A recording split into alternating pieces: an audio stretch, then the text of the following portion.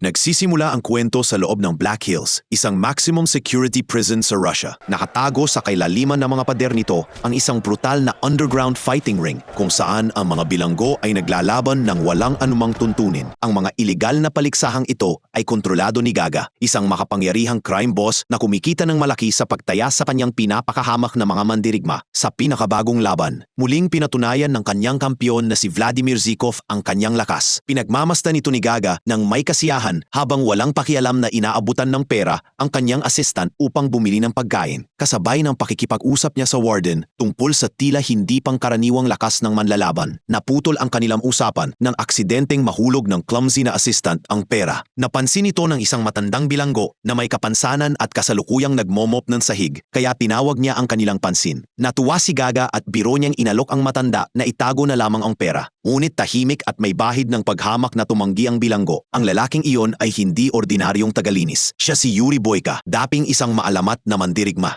Boyka!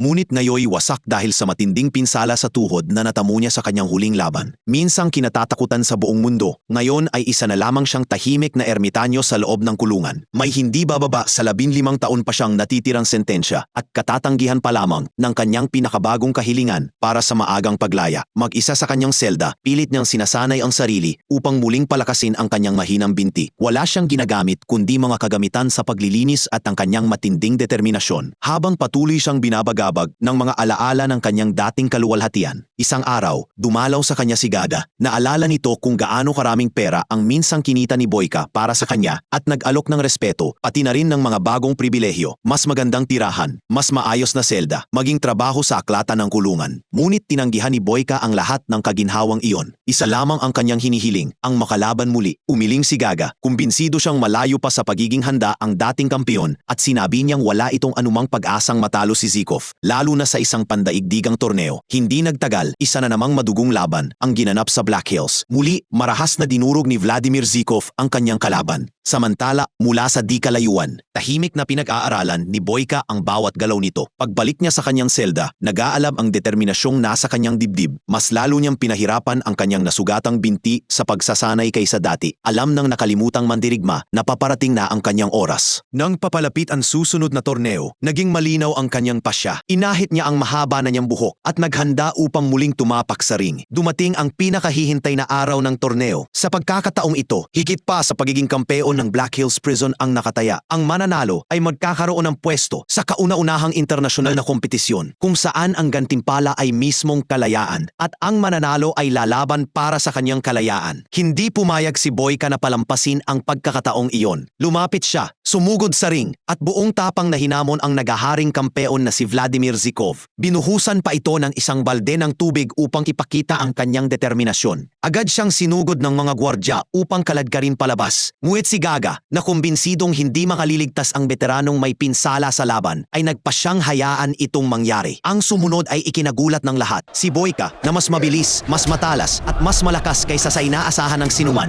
ay dinurog si Zhukov sa loob lamang ng wala pang 1 minuto. Bumagsak ang dating hindi matitinag na kampeon na walang malay sa labas ng ring. Habang nagngangawa sa tuwa, ang mga bilanggo sa likod ng mga bakod, kinikilala si Boyka bilang kanilang bagong hari.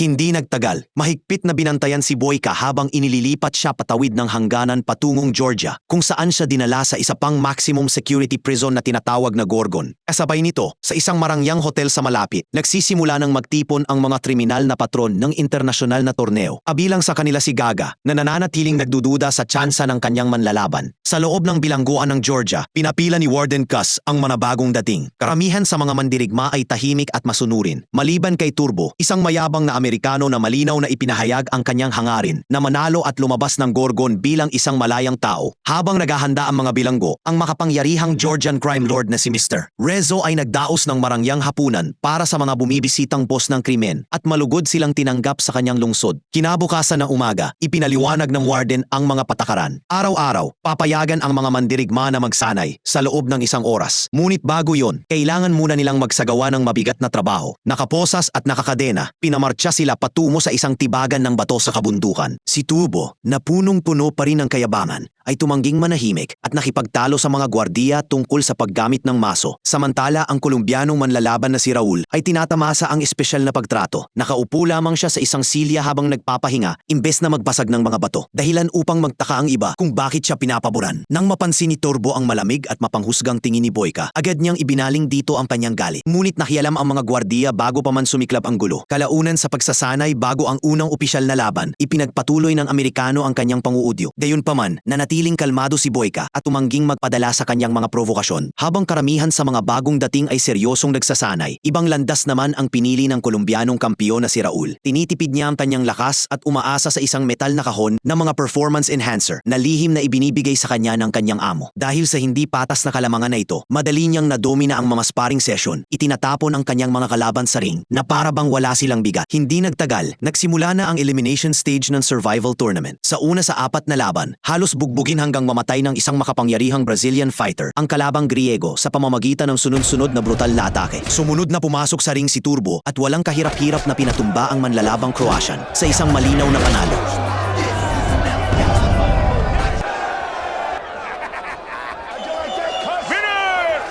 The winner of the second fight! Pagkatapos ay dumating ang pagkakataon ni Boyka laban sa French contender mula sa gilid ng arena. Pinagmamasdan siya ni Gaga, umaasang agad matatalo ang dati niyang biting mandirigma. Sa simula, patas ang laban at tumataas ang tensyon sa bawat palitan ng suntok at sipa. Hindi nagtagal, nabalot ng dugo ang lona dahil sa walang tigil na pag-atake ni Boyka.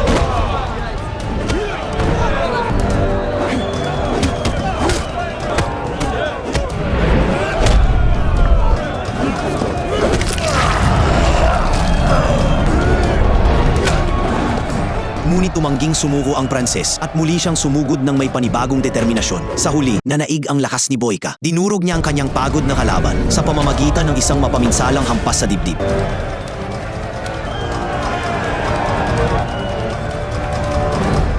Gayunman habang palabas siya ng ring, kapansin-pansin ang kanyang pagkapilay dahil sa dati niyang pinsala sa tuhod. Sa wakas, ang pangunahing paborito ng torneo na si Raul, na kilala sa palayaw na dolor, na nangangahulugang sakit, ay humarap sa mabilis at maliksing manlalaban mula sa North Korea. Ginawa ni Raul na isang malupit na palabas ang laban. Walang awang pinarusahan niya ang kanyang kalaban habang naghihiyawan ang mga tao sa kasiyahan. Nagpatuloy ito hanggang sa tuluyang bumagsak ang duguang manlalaban na wala ng malay.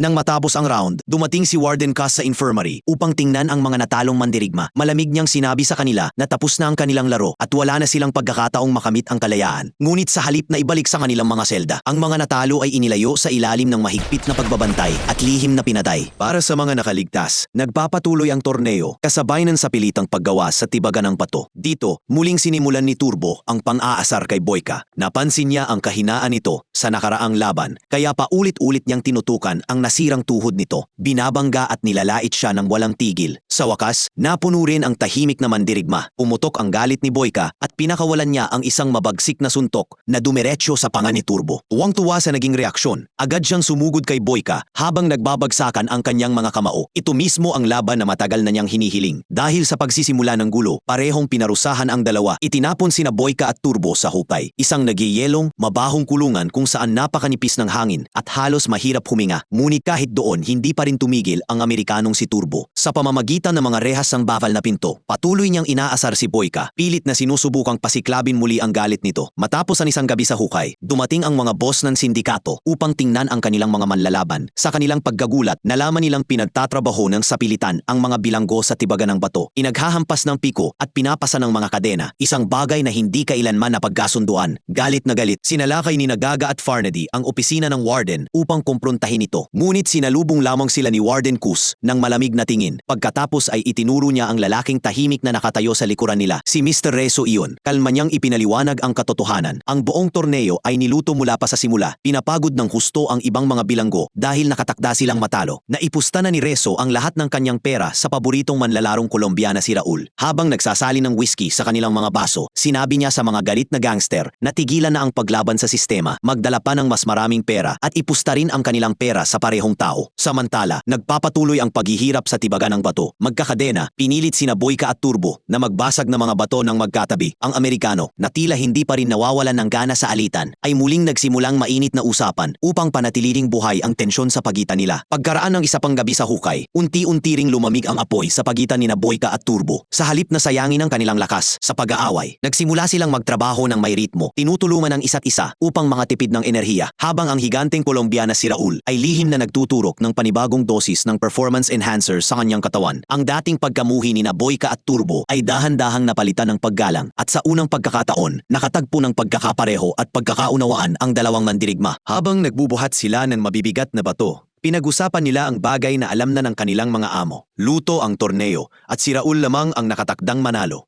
Ngunit may mas madilim pang bagay na napagtanto si Boyka. Sa Gorgon, ang kaligtasan ay hindi lamang nakasalalay sa panalo sa loob ng ring, kundi pati na rin sa pananatiling buhay sa labas nito. Kahit matapos ang nakakapagod na sapilitang trabaho, tumanggi siyang tumigil sa pagsasanay. At sa pagkakataong ito, sumama na rin si Turbo. Samantala, sina Gaga at Farnat ay tinipon ang lahat ng kanilang pera upang ipusta kay Raul. Habang maingat na minamasdan ang mga manlalaban, napansin ng Warden na lalo pang lumalakas sina Boyka at Turbo. Upang maprotektahan ang siguradong panalo ni Mr. Rezo, iniutos niyang pagtrabahuhin ang dalawang mandirigma ng walang pagkain. Ngunit sa halip na panghinaan, lalo lamang tumibay ang kanilang determinasyon. Sa tibagan ng bato, mas mabangis pa silang nagsanay. Sabay silang nag-push up, squat at naghahagisan ng malalaking bato habang nanonood ang mga gwardya at bilanggo na hindi makapaniwala sa kanilang dedikasyon. Ngunit may kapalit ang walang humpay na pagsasanay. Muling sumakit ang dating pinsala sa tuhod ni Boyka, kaya napilitan siyang tiisin ang matinding sakit habang nakakuyom ang mga ngipin. Napansin ito ni Turbo at nag-alok ng lunas, mga bulaklak mula sa bundok. Ipinaliwanag niyang ang langis mula rito ay makatutulong upang maibsan ang pananakip, at kahit nag-aatubili, tinanggap ni Boyka ang tulong. Hindi nagtagal, dumating ang araw ng semifinals. Pumasok si Boyka sa ring upang harapin ang Brazilian fighter, habang si Gaga na nakapagbusta na laban sa kanya, itinago ang kanyang pagdududa at ipinakita pa rin ang kanyang pamilyar na kilos ng suporta. Mabangis na sumalakay ang Ruso,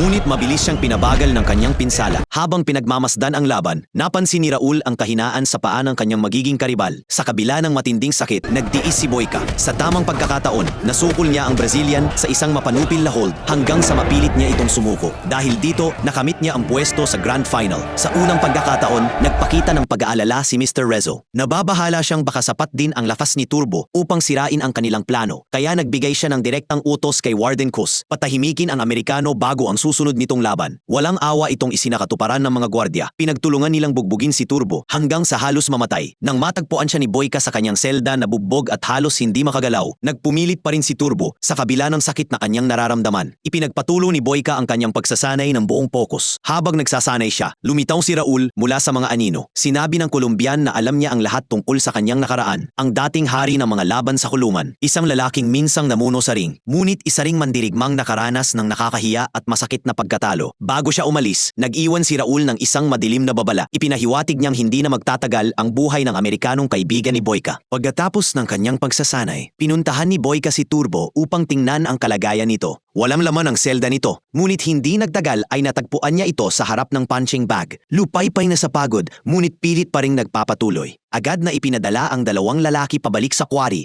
para sa mabigat na trabaho. Habang pinagmamasdan ni Boyka ang paghihirap ng kanyang kaibigan, napagtanto niyang hindi makakaligtas si Turbo sa susunod na laban. Habang nasa quarry, hinimok niya itong tumakbo patungo sa kagubatan sa halip na bumalik sa ring. Inalok pa ni Boyka na sirain ang kanilang mga kadena, ngunit noong una ay tumanggi si Turbo, sinasabing tungkulin niyang lumaban hanggang sa pinakahuli. Kahit matalo siya, mas gugustuhin pa niyang bumalik sa sarili niyang kulungan kaysa tumakas ng may kahihiyan. Naputol ang kanilang pagtatalo nang magsalita ang matandang tagapagdala ng tubig. Tahimik nitong ibinunyag ang katotohanan. Ang mga natalong mandirigma ay hindi na ibinabalik sa kanilang mga pulungan. Wala ni isa sa kanila tila ang nakakalabas ng buhay. Binago ng revelasyong iyon ang lahat. Sa wakas ay pumayag si Turbo sa plano ni Boyka. Nang makalayo ang isang gwardya, sinubukan nilang wasakin ang kanilang mga posas. Ngunit ang maso ang unang nabasag. Bago pa man ang mga kadena, tumunog ang alarma at nagsidatingan ang mga gwardya. Sumiklab ang isang marahas na kaguluhan. Madaling pinabagsak ni Boyka ang mga umaatake, ngunit ang kanyang nanghihinang kasama ay paulit-ulit na hinataw ng mga baton. Sa gitna ng kaguluhan, naagaw ni Boyka ang mga susi at nabuksan ang mga kadena ni Turbo. Sa tulong ng ibang mga bilanggo, nagawa ng Amerikano na makaakyat sa burol at makatakas pabasok sa kagubatan. Si Boyka naman ay tinamaan ng puwitan ng rifle sa ulo at bumagsak na walang malay. Nagising si Boyka sa kanyang selda. Umaalingaw-ngaw pa rin ang sakit mula sa tama sa kanyang ulo. Nakatayo sa ibabaw niya sina Warden Cass at Mr. Rizzo. Hiningi ng mandirigma na makita si Gaga at hindi nagtagal ay dumating ang crime boss. Malamig at walang emosyon, sinabi ni Gaga na nakapaglagay na siya ng panibagong pustahan. Sa pagkakataong ito kay Raul. Ang lalaking haharapin ni Boyka sa final. Nasa pera ang panig ko. Hindi mo kayang talunin ang Kolombiano. Dumating ang araw ng pinakahuling laban. Nakatayo sa kabilang panig ng ring si Raul Dolor, kaharap si Boyka. Ibinigay ng referee ang hudyat at agad nagsalpukan ang dalawang mandirigma ng may magkapantay na banggis. Bawat suntok ay nasasalo. Bawat pagtatangkang mangipit ay nasusuklian ng kontra. Pagkatapos, sa isang babagsik na palitan ng atake, tumanggap si Boyka ng malinis na suntok sa panga. Tumalsik ang dugo mula sa kanyang bibig kasama ang kanyang mouthguard at nagsimulang lumabo ang kanyang paningin. Sa kanyang isip ay naglalaro ang mapanuksong mga mukha ni Rizzo at ng mga taong nakapaligid dito. Pinakilos ng galit, sumugod si Boyka ng may panibagong lakas, desperadong pabagsakin ang Kolombiano. Ngunit handa si Raul. Sinunggaban nito ang nasugatang binti ni Boyka at marahas na pinilipit ang dati ng sirang tuhod hanggang sa mapasigaw sa matinding sakit ang mandirigmang Ruso. Abang namimilipit si Boyka sa ibabaw ng lona, nagdiriwang sina Gaga at Farnady, kumbinsidong sigurado na ang kanilang pera. Kahit paano, nakawala si Boyka sa pagkakapit, ngunit nawalan siya ng momentum sa pag-atake. Sunod-sunod na suntok at sipa ang pinakawala ni Raul.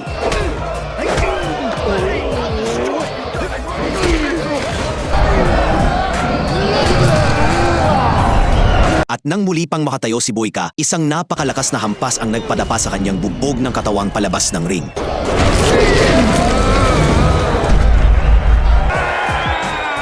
Itinaas ng Kolombian ang kanyang mga braso bilang tanda ng tagumpay habang sinisimula ng referee ang 10 bilang. Nakahandusay sa sahig, nasilayan ng malabong paningin ni Boyka ang isang mop ng bilangguan. Bigla nitong pinabalik ang napakaraming alaala, kabilang doon ang boses ni Turbo na nagpapaalala sa kanya, mag-improvise ka, mag-adapt ka at pagtagumpayan mo ang lahat. Tinipo ni Boyka ang huling natitirang lakas sa kanyang katawan. Binalot niya ng piraso ng tela ang kanyang nasugatang tuhod at pilit na pumayo bago umabot sa bilang na 8. Pinahinto niya ang referee at muling umakyat sa ring. Handang ipagpatuloy ang laban. Umaalingaw-ngaw ang sigawan ng mga tao para kay Raul. Ngunit nang makabangon si Boyka at makapagpakawala ng isang napakabigat na suntok,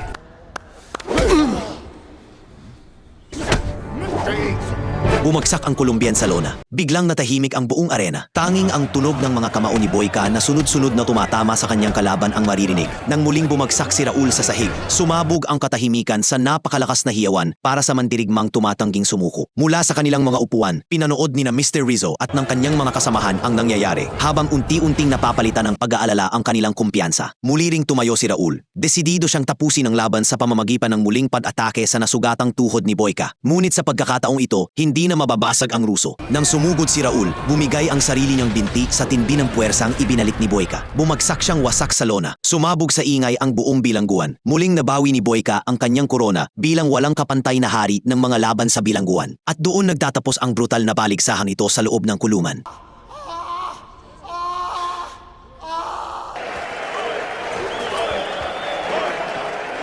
Pagkatapos ng laban dahil sa pagkatalo ng malaki, pinatay ni Farnady si Mr. Rizzo pero napatay din siya ng warden habang si Gaga ay naglaho na lang bigla. Pinuntahan ng warden si Boyka sa kanyang silid at sinabing ihahatid niya na siya sa kanyang kalayaan. Subalit pagdating sa lugar ay bigla na lang siyang tinutukan ng warden ng baril at wala pala talaga itong planong palayain si Boyka. Sa huling sandali, buti na lang dumating si Turbo at iniligtas niya si Boyka. Tumakas silang dalawa papunta sa isang sasakyan at nakakagulat na ang sakay nito ay si Gaga. Binigay ni Gaga kay Boyka ang isang maletang may lamang pera. Ito daw ang balato ni Boyka. Lumalabas na itinaya pala ni Gaga ang lahat ng pera niya hindi kay Raul kundi kay Boyka mismo dahil may tiwala daw siya sa kanya kahit napilay siya. Sa huli, naghiwalay na sila. Sumama si Turbo kay Gaga, samantalang si Boyka naman ay masayang tumakbo papunta sa kalayaan niya. Salamat sa panunood. Kung bago ka rito, huwag kalimutang mag-subscribe para sa higit pang mga recap. Hanggang sa muli, magkaroon ka ng isang kahangahangang araw.